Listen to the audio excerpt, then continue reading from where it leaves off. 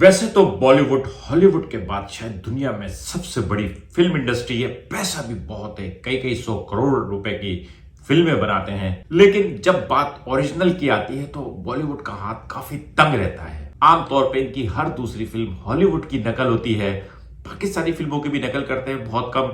उसकी वजह ये नहीं है कि पाकिस्तानी फिल्में अच्छी नहीं होती, बल्कि पाकिस्तान में फिल्में बनती बहुत कम है, तो इसलिए नकल करने के लिए भी बहुत कम मिलती है। और पाकिस्तानी फिल्मों के साथ साथ गानों पे हाथ साफ करना तो ये लोग अपना हक समझते हैं। और अभी हाल ही में रिलीज होने वाली फिल्म क्रैक के गाने झूम झूम, जो अली जफर के गाने की डिट्टो कॉपी है। अली जफर के गाने का लिंक भी मैं वीडियो के डिस्क्रिप्शन में शेयर कर रहा हूं ताकि आप उसको वेरीफाई कर लें। बाकी आज क्रैक फिल्म का रिव्यू करते हैं।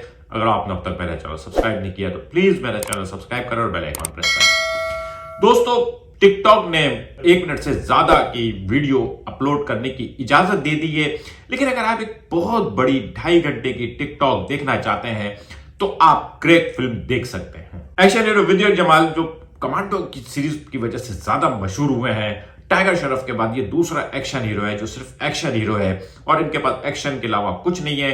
विजय जमाल को लग रहा था शायद दीगर लोग जो हैं इनके एक्शन के पोटेंशियल को उस तरह से हाईलाइट नहीं कर पा रहे जितनी इनमें पोटेंशियल है, इसलिए इन्होंने फैसला किया कि अपने ही पैसों से फिल्म बनाएंगे और उसमें अपने एक्शन के तमाम जौहर दिखाएंगे।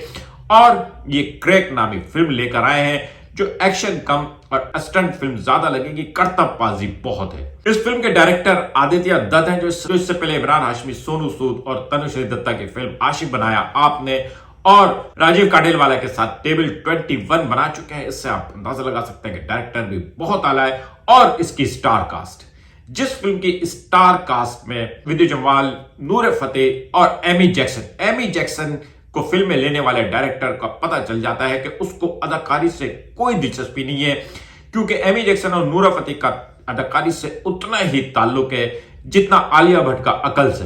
एक एक्टर अब आप कहेंगे अर्जुन रामपाल तो है, तो दोस्तों विराट कोहली अकेला तो मैच नहीं जिता सकता ना। मैच जिताने के लिए बॉलर, फील्डर, विकेट कीपर भी चाहिए होता है। अकेला अर्जुन रामपाल इस फिल्म को नहीं उठा सकता था, लेकिन बाकी जो 3 मेन एक्टर हैं उनके पास एक्टिंग के नाम पे प्लास्टिक के गुड्डे हैं। हाँ, विजय जमाल के जो एक्शन है वो आउट क्लास है, एक नेक्स्ट लेवल पे है। लेकिन यहां पे मैं आपको एक बात बताऊं, कराची में एक मसला चलती थी W11 और W11 के कंडक्टर मुफ्त में बिला वजह इस तरह के करतब दिखाते फिरते थे जिस तरह के करतब ट्रेन में दिखाए गए। यकीन करें वो वैसे ही एक टांग टिका के एक हाथ निकाल के खंभों पे मार रहे होते थे, खिड़कियों के जरिए एक दरवाजे से दूसरे दरवाजे तक जा रहे होते थे। और ये मंजर कराची में बहुत कॉमन था। अब तो मजदा चलना बंद हो गई है, इसलिए मंजर भी देखना भूल गए।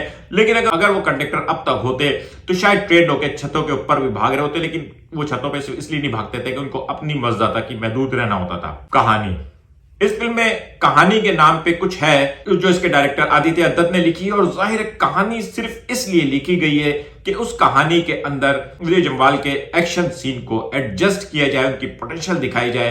फिल्म शुरू होने के 5 मिनट बाद आपको लग पता जाएगा कि आप कहां फंस गए। विजय जम्वाल जिसको शौक है एडवेंचरस करतब दिखाने का, बहुत मुश्किल खिलाने का, क्योंकि उसका टारगेट है मैदान में जाके अपनी किस्मत आजमाने का। मैदान जहां पे जो जीतेगा वही जिएगा। मैदान में स्पोर्ट्स होते हैं जिसमें दुनिया जहान के लोग आते हैं, जान की बाजी लगाते हैं, और विजय जमाल को वहां जाना है और वहां से पैसा बनाना है। उसने शुरू में अपने बाप को कह दिया था कि आपने कॉमनवेल्थ गेम्स में मेडल जीत के क्या कर लिया, मैं चाहता हूं कि एक फ्लैट खरीदूं जिससे मैं सनसेट का नजारा देखूं और उसके लिए मैं वहां जाऊंगा।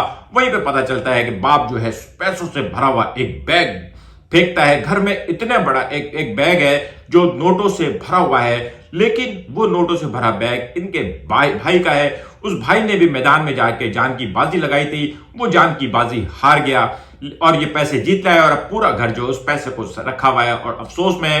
लेकिन उसके बावजूद विजय जमाल जो है वहां पे जाके अपनी बाजी आजमाना चाहते हैं, और जब ये वहां पहुंचते हैं तो वहां पे जाके इनको एक और चीज पता चलती है कि इनके भाई का एक्सीडेंट नहीं हुआ था, बल्कि उसकी मौत जो है वो कत्ल थी। और अब ये वहां पे करतब दिखाने के साथ साथ उसकी मौत को भी इन्वेस्टिगेट कर रहे हैं। और एमी जैक्सन इन्वेस्टिगेशन ऑफिसर है। एमी जैक्सन के ऊपर जो डबिंग की गई है वो बहुत ही फेक लग रही है। वैसे एमी जैक्सन पूरी के पूरी ही फेक लगती है, कहीं से भी उसमें ओरिजिनलिटी नहीं आती।